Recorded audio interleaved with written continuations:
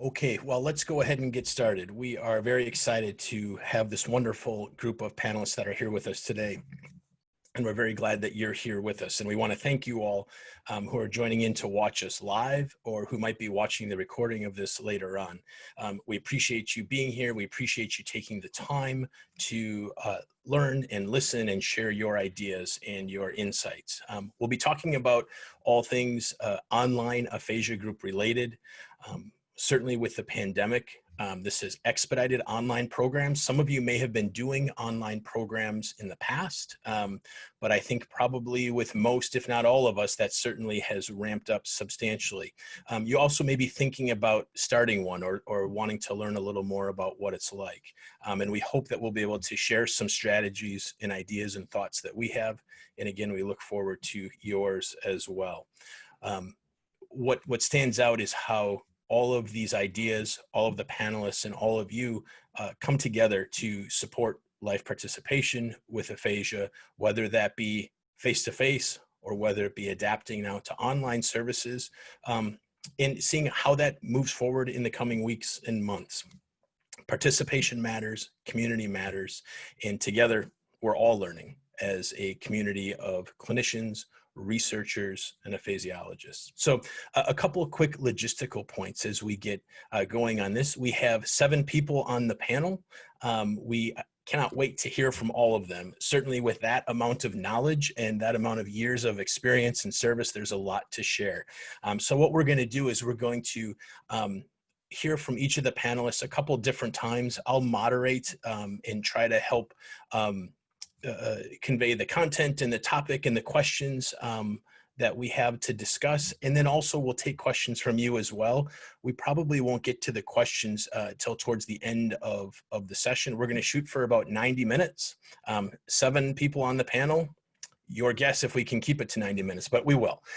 So we will take questions, but we just might not be able to get to all of them. But the great thing about this is the conversation continues after the presentation as well, both via the Facebook chats, online, email, Twitter, and so on and so forth. Because the panelists are not only wise, insightful, innovative clinicians and providers, they're also big-hearted and gracious. And so certainly each one of them would be glad to continue the conversations if you want to reach out by email or continue in the Facebook chats and so on. So with that being said, we want to thank Aphasia Access again for putting this on. We want to thank all of you for being here. And let's go ahead and begin some of the introductions so you can hear a bit from each of our panelists. Hi, I'm Sharon Antonucci. I am the director of the Moss Rehab Aphasia Center. And now we'll go to Bernstein Ellis.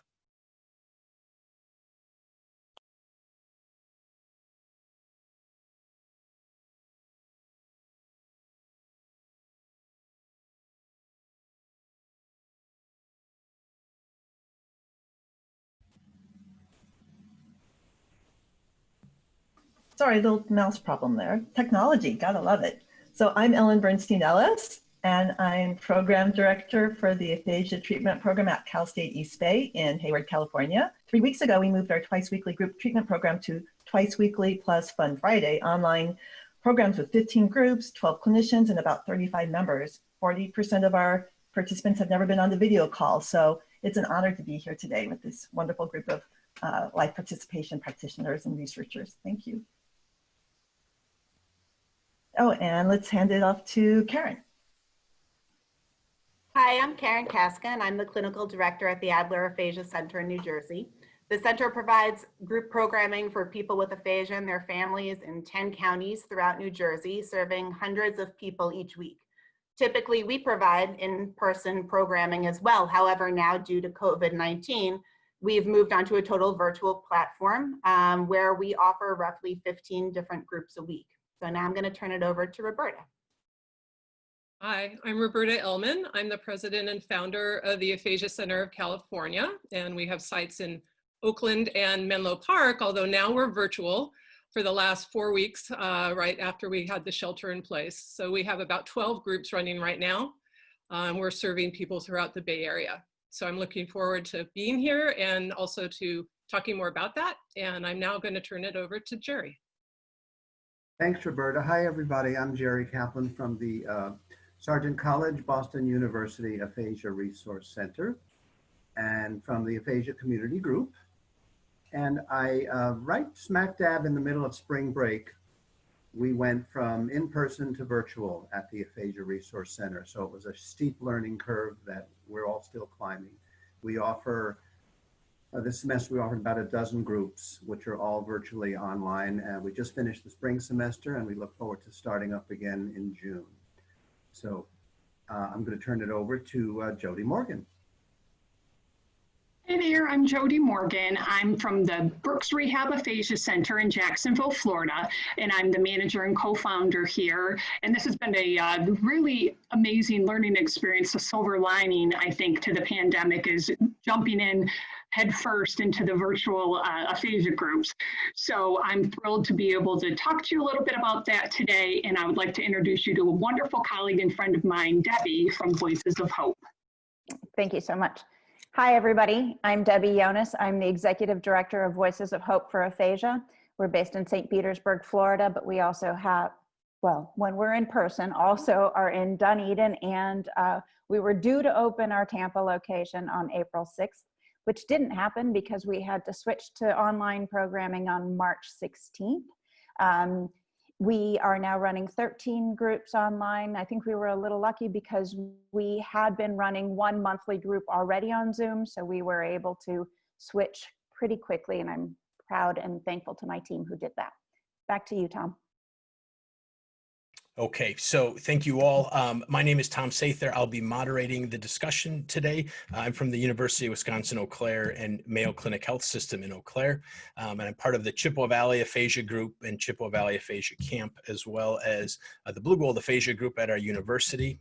We had just started doing online aphasia groups in the fall after I had gotten some motivation from hearing Annie Hill and Rochelle Pitt and others talk about online groups. So I'm certainly glad to be here and moderate. And I think that hopefully there is just a rousing applause of how we seamlessly just went around the horn without nary a problem. So well done, everybody. That speaks well to the remainder of the conference today. So we know you'll be patient with us with technology, just like we've all learned to be patient on our staff or faculty meetings or groups as well. But certainly a great way to connect. So let's just go ahead and jump in and get some insights from all of our panelists. And we'll start first with the idea about we'll get into groups and what happens in a group online, but also what happens prior to that and what kinds of considerations need to be made before starting an online group or an online session. So we'll turn over to Roberta and ask you, Roberta, if you could talk a little bit about your insights on the onboarding process and processes prior to the group starting. Thanks, Tom. Yeah, it was interesting to give this a little bit of thought because we all jumped in so quickly, most of us anyway, into virtual groups. But I don't think it's all that different. Now that maybe we can take a couple of breaths, to starting a virtual program is really similar to starting any kind of a program, I think, and an aphasia program specifically we're talking about today. I think you need to start with why are you doing the program? What's your purpose? And that really should drive what kind of programming you develop or consider developing. For most of us, especially with the pandemic, the maybe push to go virtual was to decrease isolation for people with aphasia that were suddenly found themselves in the Bay Area. On March 17th was the first day of our shelter in place. I think we were first in the nation to have 6 counties in the Bay Area shut down. Many of us are doing groups for reasons in addition to decreasing isolation. And so the way we decided to go, the direction we headed was to maintain our purpose that we had established for the Aphasia Center of California to begin with. And that was really to look at discourse and specifically conversation groups and try to work on those types of skills. So when we thought about using Zoom and getting people onboarded into Zoom, we wanted to try to maintain the discourse groups that they were already in. So these were both conversation groups, straight conversation groups and book clubs and news forums, because we wanted to really, I guess, bootstrap off of the group process that was already created in those groups. So these were very cohesive groups. Many of them have been operating with the same participants for a period of time. And so we made the choice of trying to get those groups all virtual. And we've been really successful.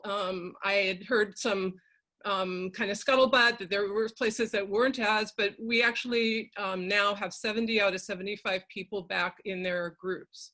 And I think by our focus, and it doesn't have to be everyone's focus, and there's not one right way to do this, but our focus is really on those conversational techniques and the group dynamics and using those. I would point you, don't have time today, I have my 5 minutes and probably down to 1 minute by now, but want to point you toward a couple publications perhaps that might be helpful to you off the call. You can go on the aphasiacenter.org website.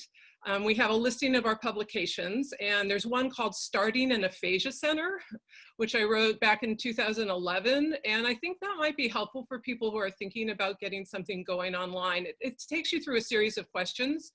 And then the other pieces I wanted to mention is groups are not facilitating groups. Everyone on this call knows, and maybe most of the people in the audience know this as well, but facilitating groups is not the same as doing individual therapy in a group, right? There are definitely, there's a skill set, there's an experience level, and there's a competency to doing them. And so depending on, certainly for perhaps for recreational groups or other kinds of groups, it isn't as important. But if one's working with speech and language skills, I would, I guess, posit or argue maybe that you have to get those skills. And I think Zoom or whatever platform one is using doesn't make it easier, especially if people have more severe aphasia. The types of techniques that one might have been using before, and I think other people are going to talk about that today, are more challenging. So I would suggest to those of you out there who are interested in becoming more interested in doing groups or something virtual, is do your homework, do some reading. Social work and psychology have been doing group treatment and group process for many, many more years than aphasia therapists have. So there's literature there.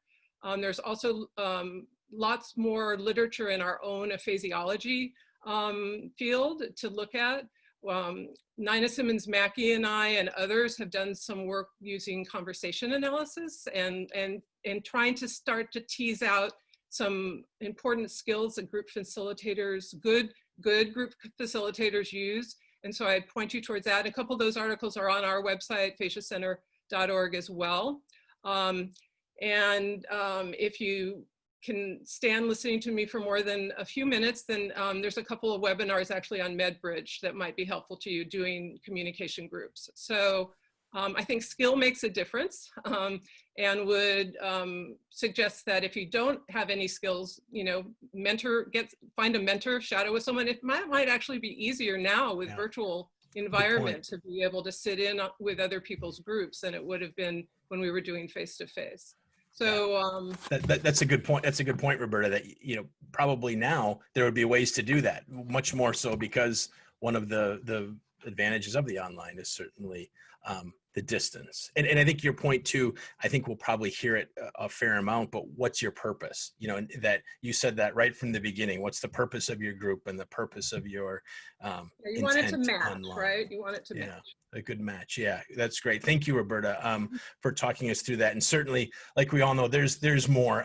We'll try to hear from as many people as we can, but also good to hear Roberta mention the resources, both on her site as well as other places that you can access. We'll post some of the resources that we talk about today afterwards in the Facebook feed as well, but definitely good to use your resources. So let's go ahead and move then to, you know, we've heard about Zoom, and it's, you know, something about, you know, their stock is up 800 bazillion% because everybody's using it. So whether the platform is Zoom or BlueJeans or other kinds of video platforms, there's been a lot of discussion about getting people onto Zoom. And we'd like to hear a little bit from you, Jodie, about some of your ideas and strategies and thoughts on how to get people onto Zoom for Aphasia Group. Yeah. So Roberta had some wonderful points, and some of the resources she mentioned, I think, were really helpful to me as well. The first thing I think we all kind of did, besides saying, oh my gosh, what's happening in this world, is thinking about our members and our friends with aphasia and how are we going to connect them. And we had been doing some groups, but again, we have a community LPA-based program where a lot of our members were coming here or to one of our satellite programs, and we also have an ICAP. So Zoom really kind of, we really literally jumped into it almost overnight. We started researching it really quickly, gathering information, checking out platforms, talking to our administration, and we decided to use the Zoom platform. And so really we all learned together, and kudos out to my team, because it was kind of like, okay, we need an aphasia-friendly etiquette sheet. We need an aphasia-friendly instruction sheet before we can begin, as I was reading what some of the others in the world were using. And we developed those really pretty quickly. And I know that, Tom, you have a couple of those to share at the end of the Facebook, so we'll share those as well. Tom's group wrote a fantastic article that's on Aphasia Access, and he's also going to share that, called Supporting Online Aphasia Groups, Lessons We've Learned. And it literally was a checklist, and I remember taking it home and reading that like 4 times, trying to learn from Tom's experience, mistakes, what worked, what didn't work, and that was very, very helpful for our team as well. And we just started throwing things in the S drive so all of our team knew the information. But again, the aphasia-friendly handouts for me, the step-by-step instructions for our members were very, very helpful. So we used a multiple source of modalities to get our members quickly integrated and participating in these Zoom calls. But everybody learns differently, as we all know. So we use the old-fashioned phone, calling people. We used information like our handouts. Some folks like to be texted information. Some of our members like to be texted information. Here's our Zoom handout sheet. Thanks, Tom. And it kind of gives them step-by-step instructions. And I think this was really helpful for them. But some of them also needed a FaceTime phone call with that document in front of them. And so we kind of called people individually as teams. We kind of all had a task force and called individuals, called family members. Hey, this is what we're doing. Here's the step-by-step instructions. And sometimes people still didn't understand, so we would FaceTime with them. So we would FaceTime with them and show them step-by-step on our computer what was really helpful. And I think that was very beneficial because, again, some folks said, okay, I got it, no problem. And they didn't have any issues. Other times people really had a rough time or didn't have anyone to support them and they were doing this independently. But we liked that Zoom could be launched through their phone or a computer. That was another thing that was helpful for us. And then we kind of discussed some of the etiquette, you know, what do we do, and different views were a big thing for people, for us. So the gallery versus the speaker view, because people would really fixate on not being able to see others with aphasia. So we didn't have that initially, and we added that right away. And really on the first couple of our Zoom calls, we really spent some time showing how they could see their friends because that's really what they wanted to do. So that I think was really helpful for us. The other thing I think that was helpful for Zoom is keeping the same consistent number and the same time every week. So we're running 6 different groups a week, but keeping it consistent. So they only had the one number and the one password to remember all the time. I think for us, that was very helpful. It sounds pretty simplistic, but it really was because they would memorize the number and they knew to log into that. I think that was great. And again, a lot of the prep work, I'm amazed and overwhelmed by all my wonderful, smart colleagues out there because when I started researching it, I almost was overwhelmed at how much there was out there on this, not just research article, but helpful tutorials. The Zoom videos actually were fairly good. A lot of my friends with aphasia really like the Zoom videos, the instructional videos that they have online. And so sometimes we would show those as well. But again, compliments to Aphasia Access for having these all at a resource page where I could quickly delve in and get it up and going pretty quickly. And so getting people into Zoom was a combination, like I said, phone calls, videos, aphasia-friendly sheets, texting. And then some folks, after all that, we would call them and check in on them, and they say that they didn't get any of it. So we used old-fashioned snail mail for instructions sometimes to send people directions. Word of mouth, so we would encourage friends that knew somebody that maybe we haven't heard from to text them and tell them that they're joining in the group. So word of mouth, texting, connecting. And those were a lot of things that were helpful for us. And we've been absolutely thrilled beyond belief with how many people have been participating in our groups. I honestly didn't think that would happen so fast. And then also, again, our staff had to learn. And so again, we talked to our friends with aphasia and we said, hey, listen, we're learning right along with you. So forgive the IT.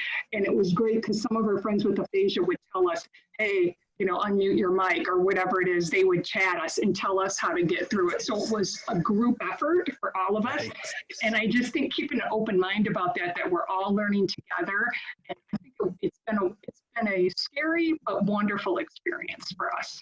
Yeah, that's really, really well said and important information about Zoom and the kinds of aphasia-friendly documents that you've made and put together, and also the old-fashioned, the snail mail and the phone as well. I think those are really important points, and that speaks to the idea of community and how you continue the community you've built. We're going to go now to Ellen, who has certainly some experience and insights, both from prior as well as being thrown into this, like many of us as well, to talk about the ideas of group size and how size and the number of groups and maybe breakout rooms and things and what that might do to the idea of community. So Ellen, would you share a few of your thoughts with us, please? Sure. Well, we are a graduate speech pathology training program, and during the twice-weekly day-long group treatment program, our ATP members had the opportunity for a lot of cross-interaction, and that really contributed to a strong sense of community across our 45 members. Our group size had been creeping up, and our conversation-focused groups had blossomed into about 9 to 10 per group, with one student clinician and one student volunteer. And our weekly choir had about 35 members. And since we typically ran 4 groups an hour at 25% supervision, we knew that our online group program would have to look very different due to the 100% telepractice supervision requirement. So that was a puzzle for us. So our first question was to find recommendations on group size. And Tom, I turn to you for advice, actually. And looking in the literature, I found recommendations by Dr. Jodie Morgan, who has been running a telepractice speech therapy training program and research lab at the University of Maine for the past 6 years. And she has just published an incredibly helpful LPAA-focused chapter called Speech Therapy in the Virtual World of People with Aphasia. And it's in the new Tele-AAC book edited by Hall and colleagues. Her recommendation was 4 to 6 people per group. We went with that because we wanted to make sure that the group members could see each other easily in the main room when we shared screens. And that logistic really drove our choice. And frankly, I assumed that the tech demands would be so challenging we wouldn't be able to handle more than 4 to 6 people in the group. However, to my surprise, I've gotten a lot of pushback from my members when we tried smaller groups, and they complain about not being with their friends. That's an important part of ATP. So we had to give this a go. So we started week 1, ATP online. We had 3 supervisors supervising 7 groups on Monday and 7 on Wednesday, typically 2 groups an hour. We had 4 to 6 members per group with 2 graduate students. And the first week I set up a separate Zoom link for each supervisor. I thought that would make sense, but it got tricky because some members had to cross supervisors. So then they ended up with 2 links they had to sort out. And then of course there was Fun Friday link for choir. And guess what? It was not an aphasia-friendly management system. And they were asking about their buddies. So then came the epiphany of breakout rooms. And I reset all group meetings, week 2, to share 1 link. And the members enter the first 5 to 10 minutes into the main room. And we create a gallery of about 8 to 12 members, 4 clinicians, 2 supervisors. And guess what? It's a party. It's a party. And it gives us a little time to gather, and the clinicians can maybe do a quick shout out if someone's missing, and call or a text. And our members have fun seeing each other, and they start to take charge during the social mixer, and they find out about each other and what's going on. And and that has been just an opportunity for some magical moments and cross interaction led by the members. And we've created visuals to help prompt people on how to join and then how to leave again their breakout room. But it's so much easier than I feared. And in fact, you know what? It's fun, because if you're a Harry Potter fan, it feels like you have blue powder, really, and you get to make people like fly magically into a new place. It's amazing. So now it feels like we have the best of both worlds. They get that sense of the larger ATP community, and we each have our own room with one supervisor, so we maintain that 100% supervision requirement. And speaking of promoting a sense of community, we are finding ways to deal with how to be there for each other. And when I started this ATP online endeavor with my wonderful co-supervisors, Sophia Cannonwasher and Dr. Michelle Gravier, I don't think any of us realize that we might have to face sharing the news of losing a long-term beloved member, but that's exactly what we had to do this week. And it didn't occur to me at all, and that's why I'm putting it out there, that the difficult conversations we sometimes have to deal with in group would have to be dealt with online as well. And that seems even more daunting, because you know what? We can't pass the Kleenex box through the screen, and I've wanted to. So we had developed some group rituals when a member passed to help us come together and to support each other, like creating a memory board or passing a card around the room and sharing stories. So now it was time to create some new ways to create community virtually. So the first thing I did to handle this emotional discussion was listen to the wonderful Aphasia Access recording, the chat with Audrey Holland and Sarah Wallace on resilience, and that kind of just held me up because I was a little concerned. And then I decided to send an email update to the members and their families, and most of them had read that email before they came into the group, and I think that was a substantial help. And then we created some visual context to allow for the sharing of stories versus PowerPoint. And finally, we couldn't send a card, right? But we figured out a different type of communal activity. And using a word bank, which was based on this member's personal attributes, we created a word cloud. And each member selected their favorite attributes, describing their friend. A talented graduate clinician, Jessie, kindly took on the project, inputting their choices into a word cloud generator. And then yesterday, we presented 3 different word cloud designs to our 7 groups, and they voted which one we should present to the family. So it allowed for a sense of collaboration, a larger sense of community, and coming together, even though we couldn't hold hands. Really a powerful story too, Ellen. You know, that idea, how do you virtually pass the Kleenex box? That's a really powerful visual. Yeah, thank you. Really outstanding work and innovation. Well, this has become an important prop during our sessions. Yeah. How do you pass the Kleenex box virtually? Thank you, Ellen, and thank you for all the work that you and your students and your colleagues are doing there. And certainly, you know, that speaks to the idea of you have to think, you know, the proverbial outside the box, outside the Zoom box.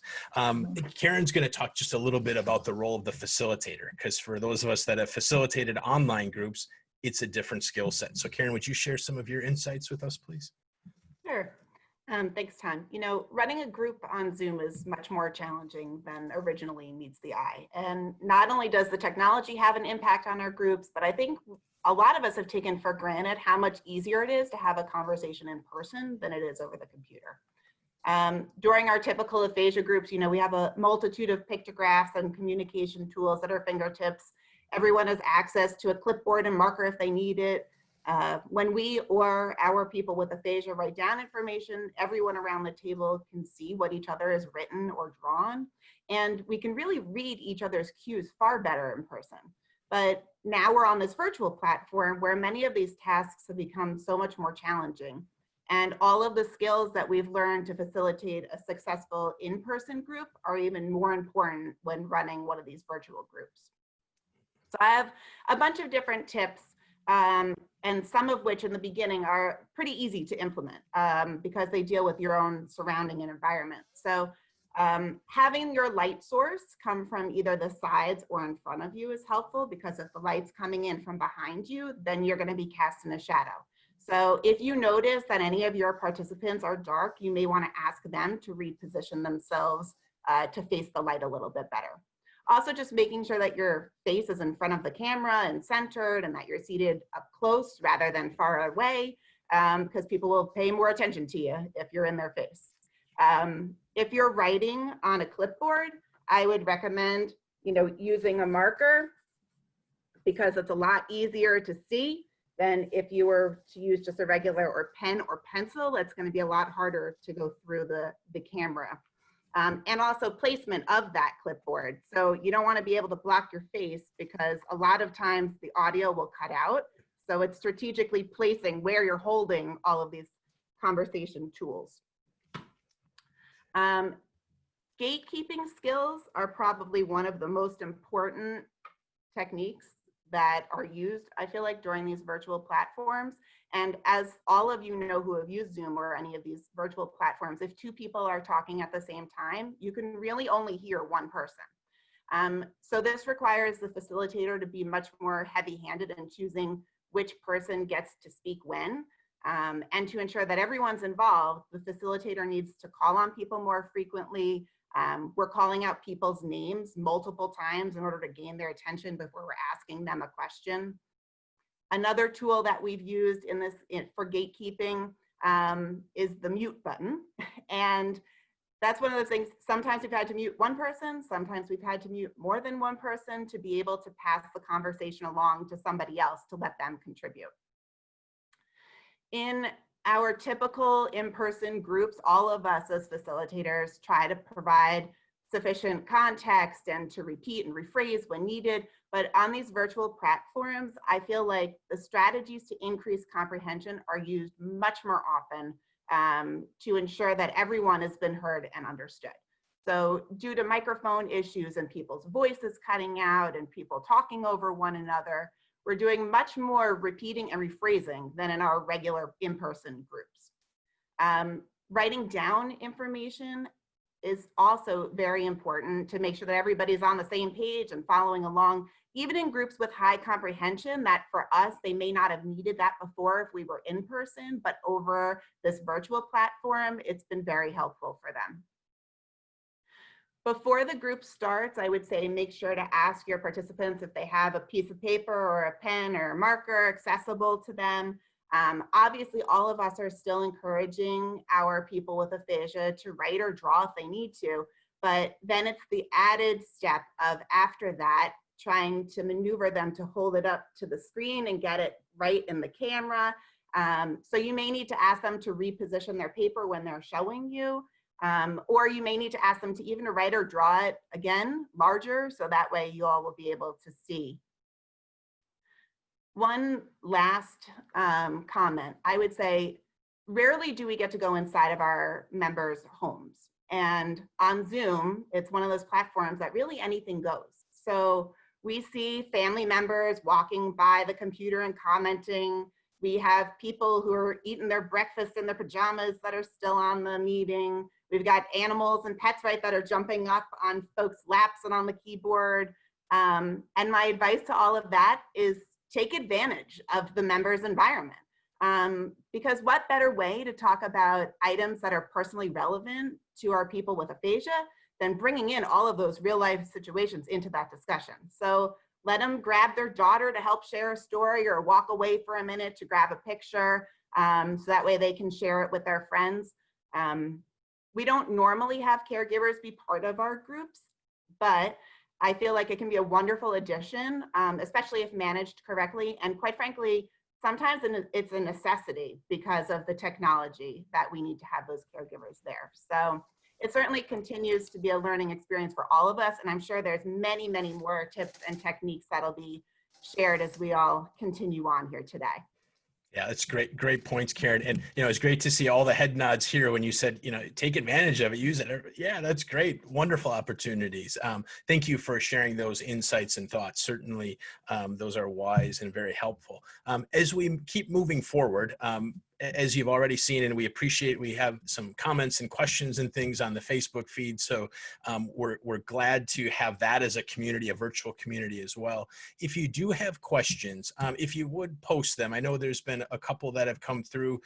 We're going to continue through what we've done, our pre-planning of a round one conversation first, and then we'll see how time is, and maybe we'll take some questions, see how things are going after we finish with hearing from each of the panelists. So if you do have questions, make sure to put them up. We sure appreciate your comments and your insights as well. So with that being said, Karen, you kind of set the groundwork for the facilitator and the work that happens.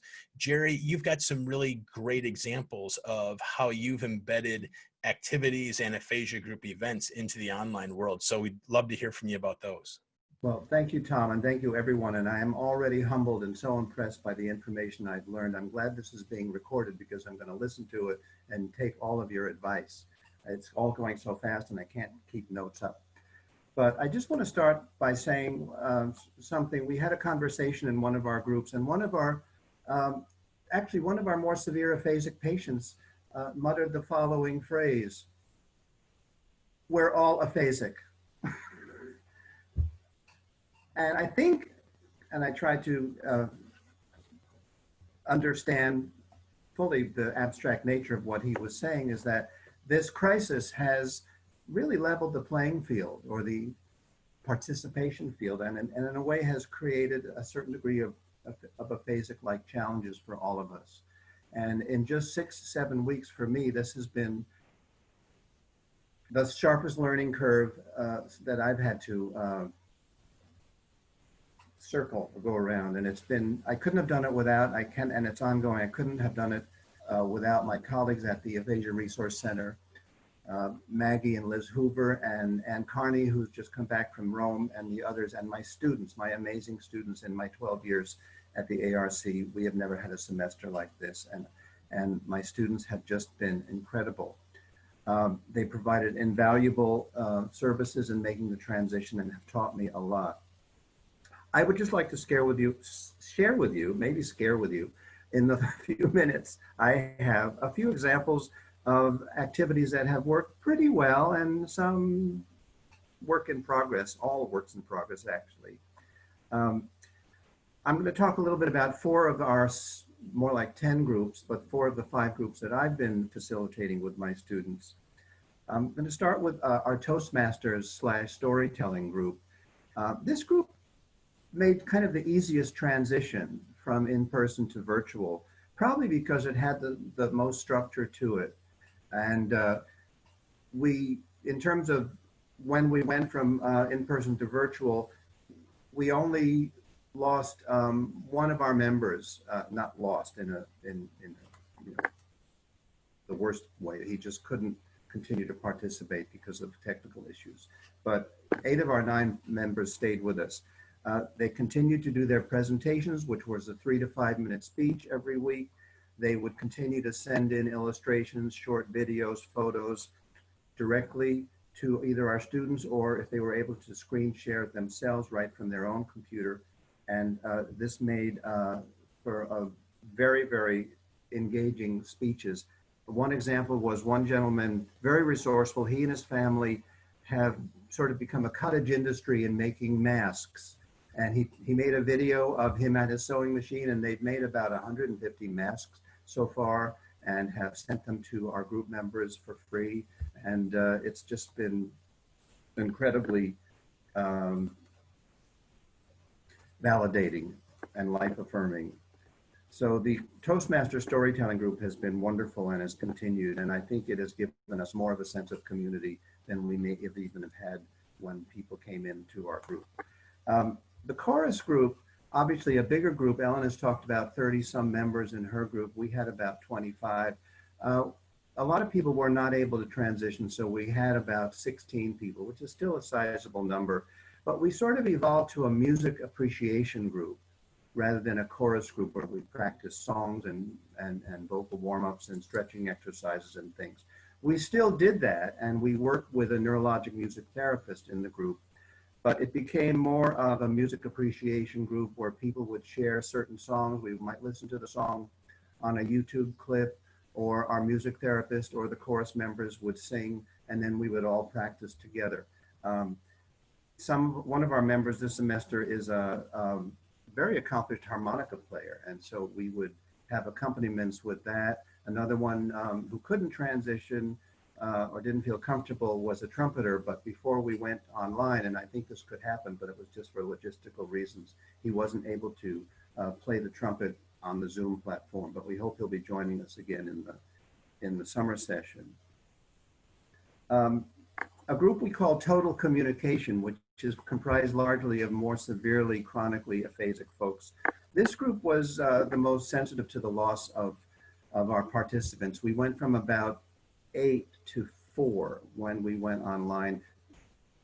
2 or 3 of these people lived in skilled nursing facilities, and they just didn't have the staff to help them transition and go on Zoom. So that was a problem, and I really felt for them, because the isolation, the double isolation of the aphasia and then not being able to participate was significant. With the ones that stayed with us, as I think Deb, who was just talking about, not usually involving a spouse or a family member, we did encourage family members to participate, and we had some very lively discussions. We would do our usual bring and brag or show and tell activity. People would haul out tchotchkes or knickknacks or things they had made or things that they valued and shared them with the groups. We would also, at times I had to encourage wives, and in one case the parent of one of our clients, to not talk so much. I mean, she just was in that jump in, and I said, you know, with all due respect, let's let Bobby try to express what he has to say for us. And so she said, okay, and then she put a little duct tape over her mouth, and we were off to the races. But it became even more a life-affirming gathering weekly session, and the spouses formed their own caregiver group and meet on Zoom separately. So that has been very successful, and we hope to continue it in the summer.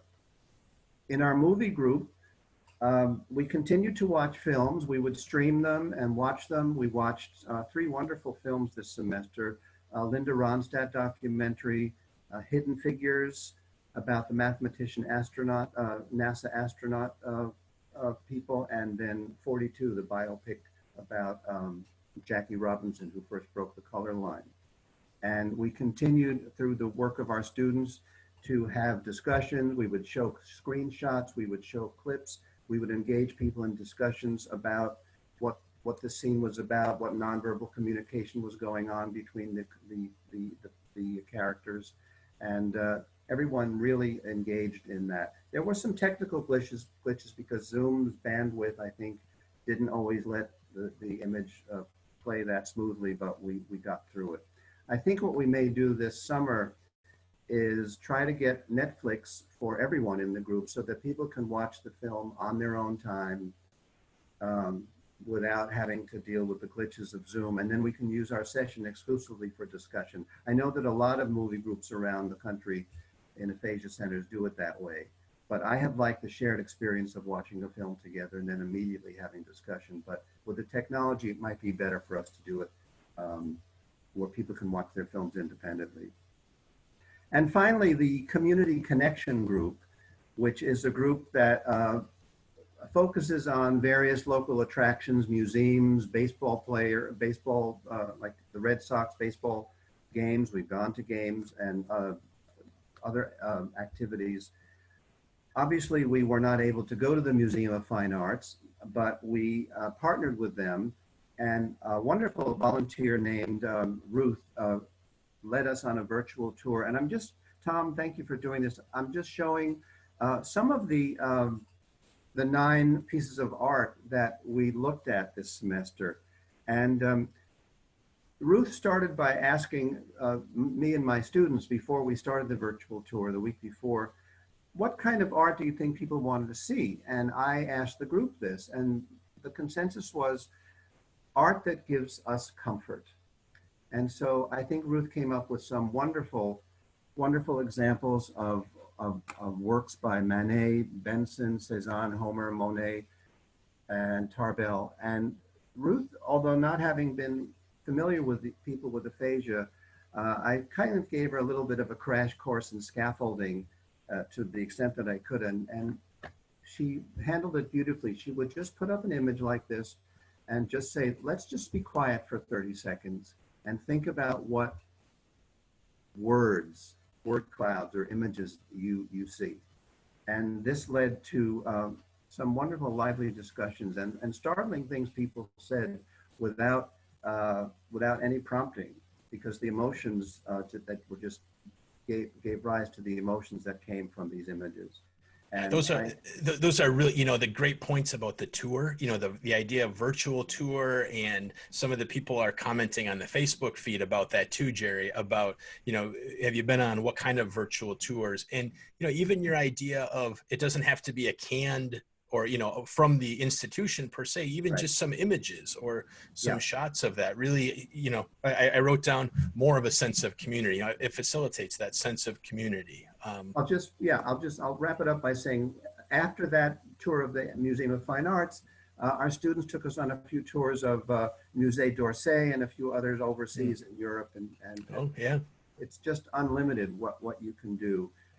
And with all of the advice and strategies that these esteemed colleagues of mine in this Brady Bunch configuration have given, I think there's an opportunity here despite the crisis.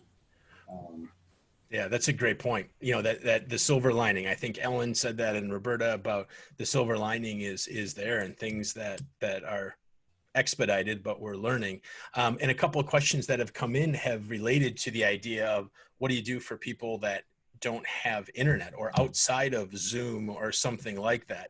And I think that fits really well in terms of what some of the things you've done, Debbie, with the work that you've done with, with the work that you've done keeping clients engaged, you know, outside of Zoom or outside of what might be the kinds of sessions like Jerry mentioned and Roberta and Jodie mentioned. So would you share some of those ideas on keeping engaged kind of beyond the Zoom? Yeah, so I maybe set up this topic a little incorrectly, because we're still connecting them with them on Zoom, but you're connecting within in unique ways and creative ways. Yeah, that's so cool. So we realized that we went from about 20 hours per week of being able to offer time to connect to just like 1 hour per day or 1 hour per week. So we really quickly started to think, well, what else can we do beyond just that hour session that we're on connected? So we took activities that we were going to do together on Zoom, but made them go outside the bounds of that hour. So for example, I think you have for me, Tom, to show, we set up a scavenger hunt, but not your traditional scavenger hunt, like go get 3 toothpicks or things like that. It was a little less bound. So for example, one of the first ones I think was find something that is small and red. And we sent out this list of things that they were going to go find a few days in advance. So they're collecting all of these things in advance, and everybody was going to come back together with something completely different to talk about. So it engaged them beforehand, and then we had a really nice communication activity in the session during that time. And both Karen and Jerry, I think everybody was talking about how much more impactful it is when it's something that's personally relevant. So we had people bringing souvenirs from a trip that they'd collected that happened to be small and red, and then they got to talk about that. And that, you know, that got them to spend time maybe with family members, and maybe hopefully not just sitting in front of the television or whatever we're reverting to during this time, to keep engaged during that time. Another one that we've talked about that actually happened because things were coming into the session, somebody's grandchild or the dog or whatever it is, then we've started, and it's one of the more popular sessions. It's called Brag and Share. Okay, so I also stole it from Aphasia Access, our Brag and Steal, but Brag and Share, where the first time it was just unbound. Now each week it has a little bit of a theme, but we want them to go and find something in their homes that they can then come back and share about. So I think this past theme might have been sports memorabilia. and they find something in their home, and maybe they have a conversation with their family related to that, and then they bring it and share it. So we're trying to be creative about the ways in which we go beyond the 1 hour session. Now we have 13 hours across the course of the week, but not everybody sits on every single hour. I would tell them to go do something else. Another one that we've done that is outside of Zoom, we're using Facebook, so it's still technology based.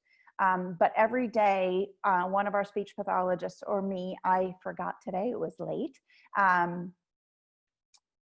posts a thread in a closed group for Voices of Hope. And for example, thank you, right on cue, Tom. I posted last week for people to post a picture of their first car. And then everybody adds to this thread, and we're staying connected through Facebook, through this private group for things like their first car. I think we did another one that was really successful, was putting in to the GIF search what you put the year of your birth, and then the movie pops up that's connected to the year that you were born. And we get a whole lot of engagement that way too. So that's even beyond the Zoom sessions that we're doing. If I have more time, I didn't start my timer.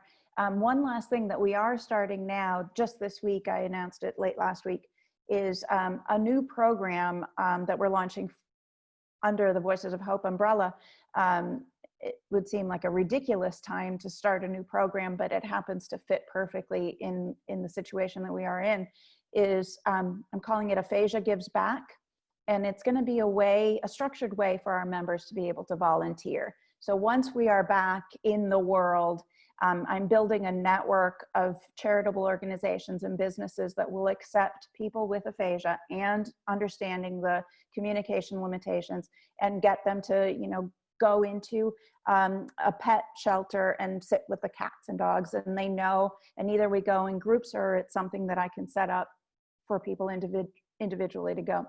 But we're starting, again, another thing that's outside of the Zoom walls, by collecting our favorite businesses that we want to see come back, and we want to help them come back.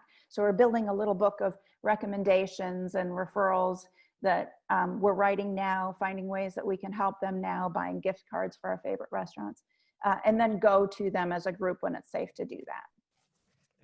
That's a great point about community as well. That people with aphasia want to give back and give back meaningfully, and you're doing just that. That's just fantastic. Along with all the other ideas, they're fantastic. Just wonderful ideas. Somebody asked a question about if some of these resources will be available afterwards, and they will. We'll have them in the thread, and then we'll have kind of a bundle. So the resources that we can share will be available to those who are watching or afterwards, because they're great. I'd like to hear what your CB radio handle was on your first car, that 1980 Cutlass, but we probably don't have time for that. But it was fun looking at those pictures and thinking of, oh yeah. So wonderful. Thank you for those really great ideas. So, that speaks to the idea about, there's been a lot of ideas and a lot of discussion, but also thinking about how to be responsive to member feedback and staff feedback and co-clinician feedback. So Sharon is going to talk us through just a little bit in terms of the kinds of feedback that she's heard and the kinds of ways that they've been responsive to both client feedback as well as staff feedback. And when we're finished going through this round one, then we're going to take just a couple minutes to answer a few questions that have come through on the panel. So this will be a great way to hear about the kinds of ways that you're responding, Sharon, to feedback so far. Okay. Hi, everyone. I don't know how it ended up that I'm going last. Everyone has said so many good things, and now I have to go.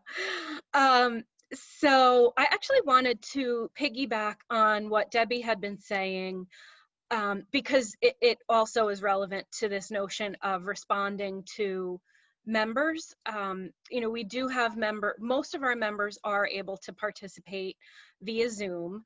And actually, we do have a couple who want to participate via phone.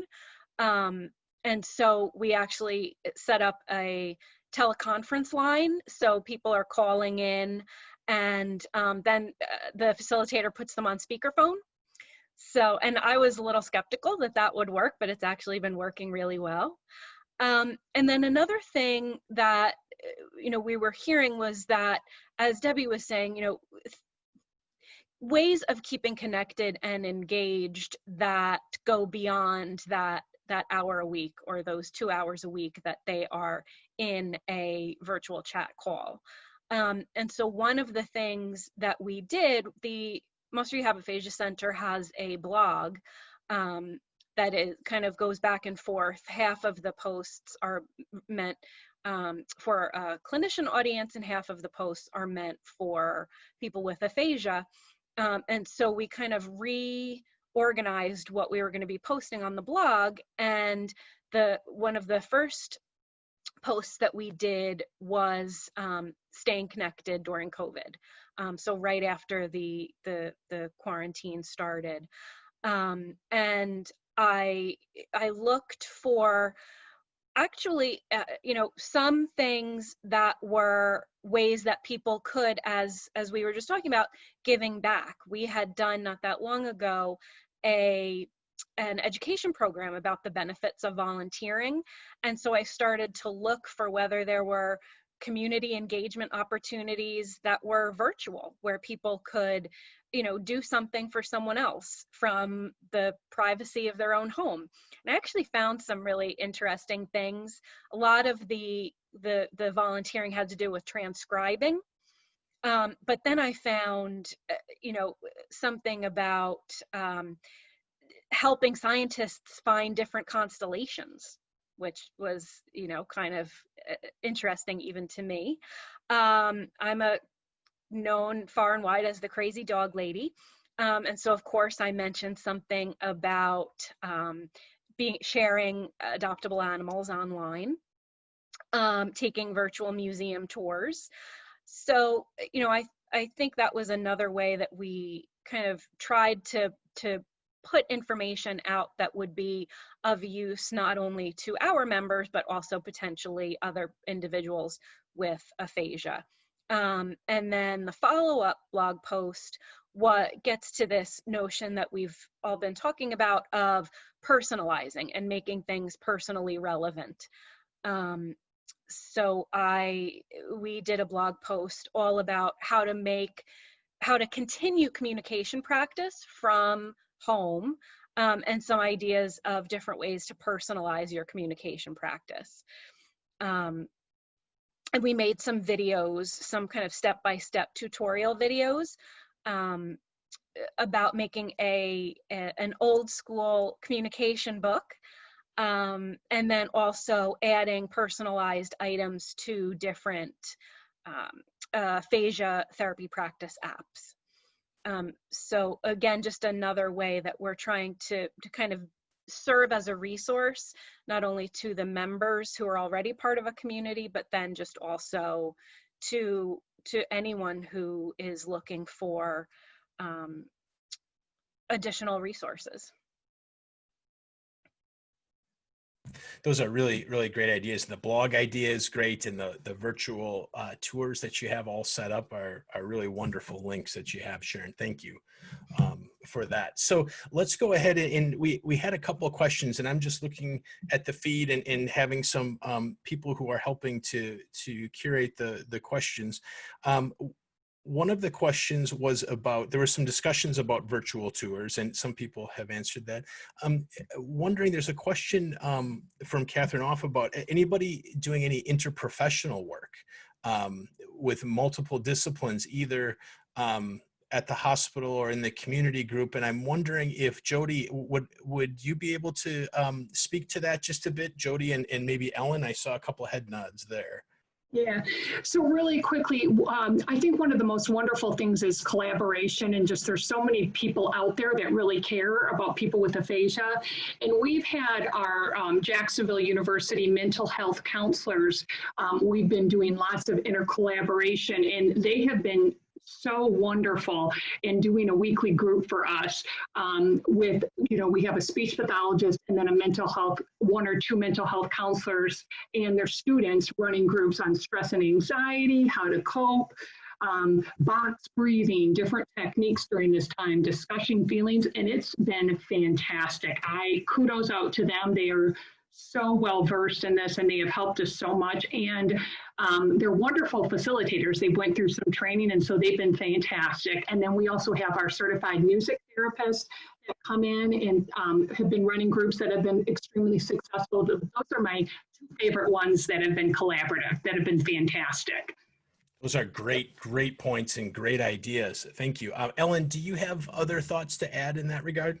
We just had the opportunity to partner with our kinesiology department, and we have student training where we're being able to do some interprofessional education, and their students are going to start up this week our kind of sit and be fit exercise class. And so that's been a really nice opportunity, because our members are saying not only are they staying at home, but for many of them, their families won't even let them go outside into their yard. So moving around and getting some exercise, we know, is really key and important. So that's going to be our next endeavor. Yeah, that's a great point. And Jerry made the comment, thanks, Jerry, that you've been collaborating with OT as well as you mentioned with music therapy, neurologic music therapy. Yeah, we've been doing neurologic music therapy for several semesters, more involved with OT, and Ann Carney's podcast group, which has done amazing things, has been collaborating with OT. And podcast is like, this is the hot topic right now, especially with the confinement that we're in. Right. Yeah, those are great points. There's another question, and this is an interesting question. How are people getting informed consent to participate in online sessions, and how are folks dealing with privacy concerns? And this, it was from Rochelle, who at Aphasia Institute. So she said they're certainly thinking a lot about these kinds of issues. Via head nods or thumbs up, does anybody have a comment or thought on that? Or is it an ongoing thinking about? Yeah, so Rochelle, you probably hit the spot on thinking about those. Ellen, if you would comment as well. I just think we have to thank the Aphasia Institute for putting out a aphasia-friendly informed consent form that is available on their website, and that's been really instrumental. And we are trying to adapt those so they are actually saying what is true to the experience, so that when people sign in, you say things like, what you say may be overheard by other people in the group and their family members, and just to try to really make it true to what we're trying to get them to consent to. So I think it's a process. I think we're going to continue to understand what that needs to look like. And I think it's an important thing to do, but having an aphasia-friendly version to start up with has been really helpful. So thank you. Yeah, agreed. I think we all echo those. Yeah, Julie Hart from Moving Messages in College of St. Rose, encrypted Zoom and emailing informed consents. Yeah. Okay. Good points, Julie. Thank you. That's really good points. And again, if people have shareable resources, there's a link to share through Aphasia Access, and we'll bundle as it relates to this conversation. Stepping back just a bit, we talked about interdisciplinary interactions, and Debbie, you've been doing the workout video, work out your words, getting blood flowing, and so on. Also, we have a rec therapist who's on the call, which is wonderful. So Amy Sue Melville, recreation therapist, thank you for being here, and welcome from amongst all your speech pathology colleagues. We're very glad that you're here. Really good conversations. There's another question that I don't know that we haven't really addressed explicitly, and that's the question about new members. So how do you go about, I think a lot of what we think about is getting our current members into this. So does anybody have thoughts on how you go about, whether it's an onboarding or if you do assessment, or thoughts on getting somebody who's new and now getting them to feel the community of the group and the online group. Does anybody have a comment that you'd want to share in that regard, onboarding new? Yeah, we'll go to you, Roberta, and then Karen. So Roberta, what are your thoughts? So we're just dealing with that, because I had mentioned before that we were bringing our existing people on, and now we have some new folks coming in to these cohesive groups. And I think it's going to be very similar to how we handled that before, which is we have that cohesively working group with 6, 7 people in it, and a new person comes in, and there's the introductions and the sharing of the stories that first session. And it's going to be a work in progress. I'd be interested if someone has been doing that for the last couple of weeks and can give me what's down the road here. Yeah, and if anybody, one thing, just kind of a procedural note too, those of us that are on the panel, we can't see the chatter going on in Facebook. So we're getting that relayed to us. Thank you, Katie and Sarah. So if you are commenting and you feel like if you're saying, Roberta, it's this, we're not seeing it, but we'll get some of that. But also, Karen, what are your thoughts in terms of the whole bringing somebody new on board? Yeah, we typically hold what we call our aphasia education program for onboarding new people, which is usually like a 4-day program. And we were actually supposed to be having one of those last week, where we had 4 people who wanted to join the center. So what we've decided is we're actually setting up a separate Zoom meeting for those people, and we'll be holding, for instance, like 5 consecutive weeks with just those 4 to onboard them and to talk to them a little bit more about aphasia and tips and strategies, and to have them share and meet each other first before, and then we're going to invite them into our general membership after that. We're also working on a process as far as doing virtual tours. So if we're getting an inquiry over the phone, that then we would be able to, if possible, go on Zoom and actually see them to do a tour that way. And then again, bring them in through that process where they meet people in a much smaller setting where everybody's new, and then continue into the larger group after that. Great point. Great point. Debbie, what are your thoughts on that? Yeah, if I can, this is a lessons learned session also, what worked and what hasn't worked. And unfortunately, we have actually had a lot of new people join. We have people across the country. Typically, we're just in our Tampa Bay area. But what we have learned is that for those who have more severe aphasia, and I know Jerry was going to talk about this a little bit too, that's the trickiest one. Because our speech pathologists can't be sitting next to them to support them and even learn how to support their communication. That's been our biggest hurdle right now. How do we integrate into a virtual situation somebody who needs more support that we don't already know? Yeah, that's a great point. That's a great point. Jerry, what are your thoughts? I'm just going to say, traditionally, I've invited, or my colleagues and I have invited anyone that has expressed an interest in our program, especially if it's in the middle of the semester, to come to one of our monthly aphasia community drop-in, get a sense of who we are, where we are, and the community. People that are newly aphasic, family members, and people with the aphasia themselves, you all know, are in, I would say, crisis mode almost. And so obviously we don't have that now, although this Saturday, for the first time since February, I'm going to have a virtual aphasia community group. It may be 17 million tiles, but we'll see how many people show up. I want to offer people something, at least between the times that we're not in person. But then we also invite people, or really ask people, if they have any, if they'd like to observe a group, or if they have any evaluation reports, or we talk to SLPs who've worked with them in other settings to get that information. I think it might actually be easier, ironically, to have newcomers observe. We'll send them the Zoom link and they can observe a session and get a sense of it. But it is a work in progress. We're learning. Yeah, and I think along those points, and this dovetails with one of the comments that Robin Pollins had made a comment earlier. Robin, I'm drinking from my West Michigan mug. So she talked about a couple of her participants who are in nursing homes, and with the COVID era, that they're not able to transport out and families can't go in, set up the iPad. You know, we had somebody that was outside of a room, like the pictures we see during groups, so we could see the participant and a family member.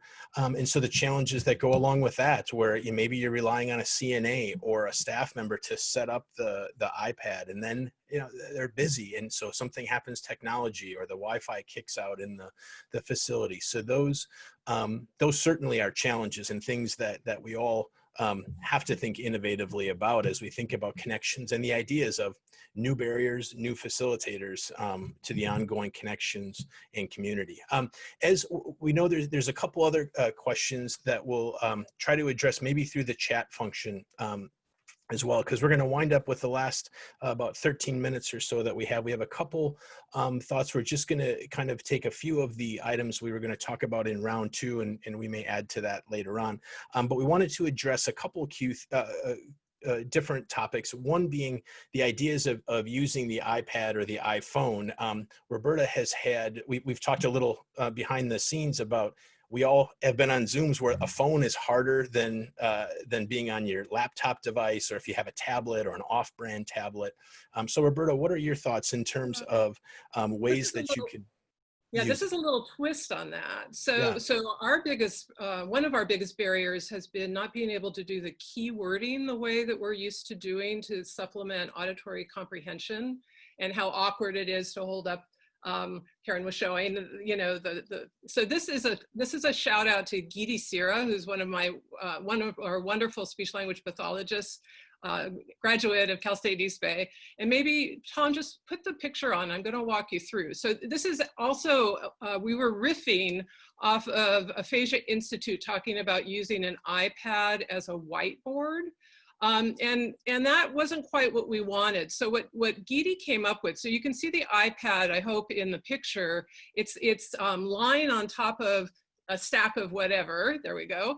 And what we're doing is we're using the camera function of the iPad to pick up what the therapist is writing on the pad, on the regular pad below. You could use an iPad. I think you could also use an iPhone. You might have to switch the camera, whether it's forward or backward, right, to find the right angle. But then what happens is we sign in with that iPad as a member of the group. So it's not being signed in on as the host. The therapist signs in as the host. The iPad or the phone would sign in as a member of the group. So it owns its own little Brady Bunch square, if you will. And so as the therapist is writing, the members can really see live in real time what he or she is writing. And that's been, our members where we've tried it with have really liked it. So kudos to Gidi for being really clever with coming up with that. And I hope that's helpful to some other people, because, you know, maybe the most severe group, we're not sure that switching of attention will work as well, but for all the other groups, they love that because it's there. So. Yeah, that's a great point. Debbie, you have something to add as well. Yeah, just real quick. We've also been using sharing the whiteboard function in Zoom for exactly that. Our therapist will type at the same time. Yeah, we haven't liked that as much. So try this, and I'd be curious to see, you know, if people try it and like it, let Gidi know, let me know, I'll let her know. Okay. Yeah, and it sounds like there's been there has been some discussion on the Facebook about using different things for supporting communication, whether it be whiteboard or Andrea Ruling from Alberta talked about using maybe a Google Doc or something. I was wondering about that as well. So different ways to try to augment and anchor topic and so on. So there's ongoing challenges that we have. I think in terms of, as we look at our time that we have left, I'd like to address, if we can, within our panel, two final content items. And one of those being, if we can circle back just a bit to the ideas of supporting people who have more involved aphasia. And I know that, Jerry, you had talked about that just a bit, and we had all kind of just chimed in a little bit, because I think that we're sensing a challenge when we talk about barriers and facilitators. Some are much more accessible, some, whether it be somebody who doesn't have a partner or who may have more involved communication or more challenging communication. Jerry, do you have any other thoughts to add? I know that you spoke about that earlier, but other thoughts about involving and supporting people with more involved Well, I'm going to defer to my colleagues around the grid, but you know, this is kind of maybe a function of my age. There's old, reliable, often dreaded word called homework.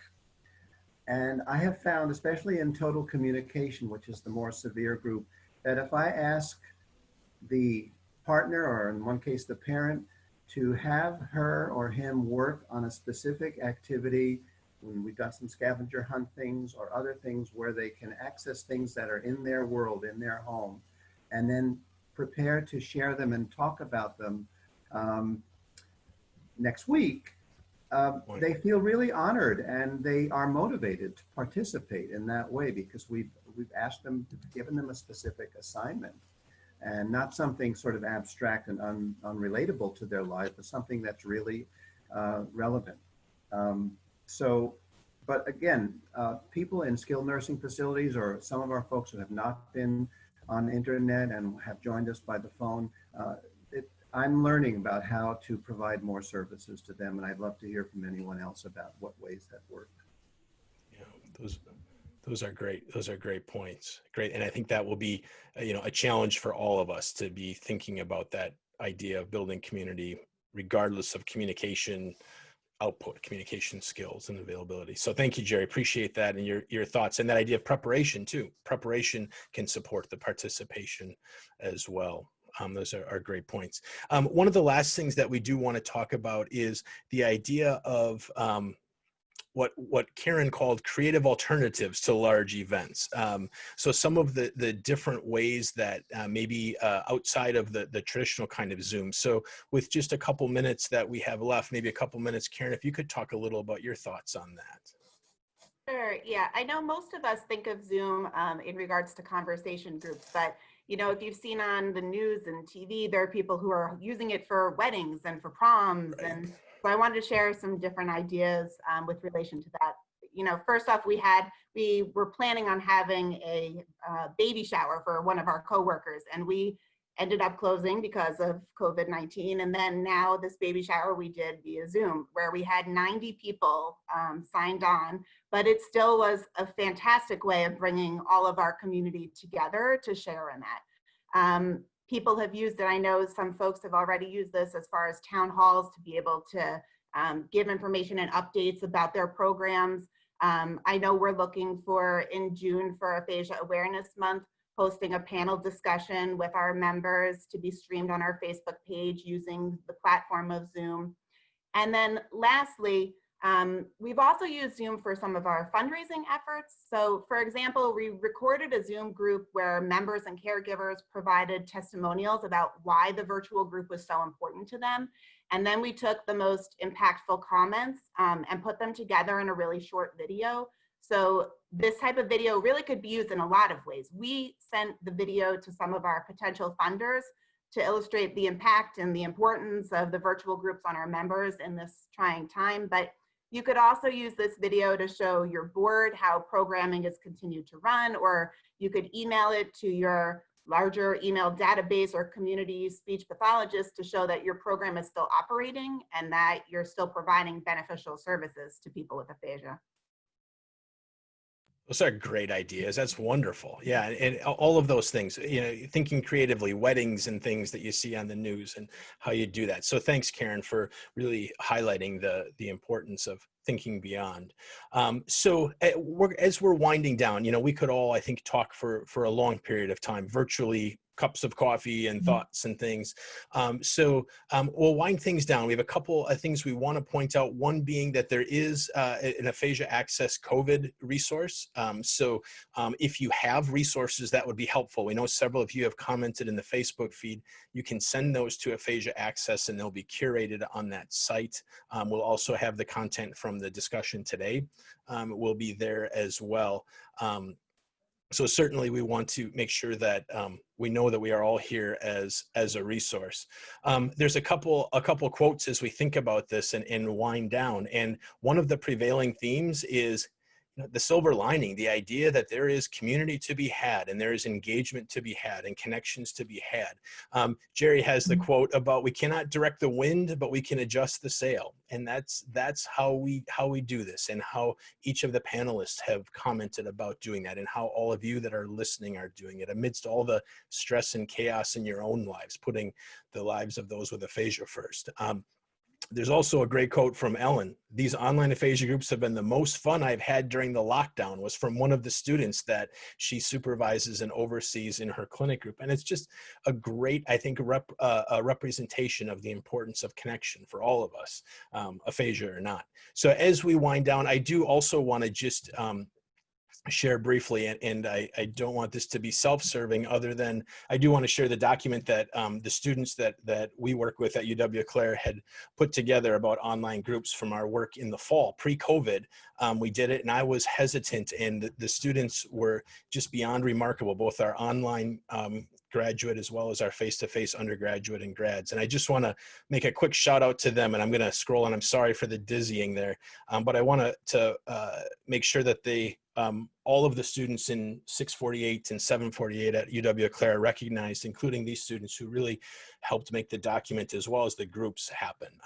Because it certainly is about communication and about connection, as all of you have demonstrated. So as we wind down, you know, we pulled off the technology, I think, fairly well, which is great. We appreciate all of you listening. This will be available to watch off-site. As we were winding down, I went back and looked at my notes from the first Aphasia Access Leadership Summit 2015 in Boston, and Audrey Holland closed it down, and many of us were at that. And it was revelation in terms of we're amidst people, a community of life participation approach practitioners.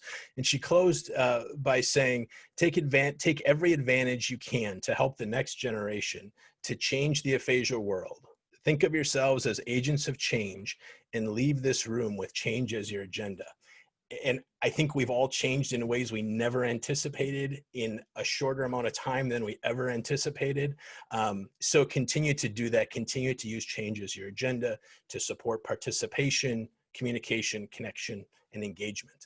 So with that, we'll sign off. We certainly appreciate, hope the conversations continue on Facebook. Thank you all for joining us.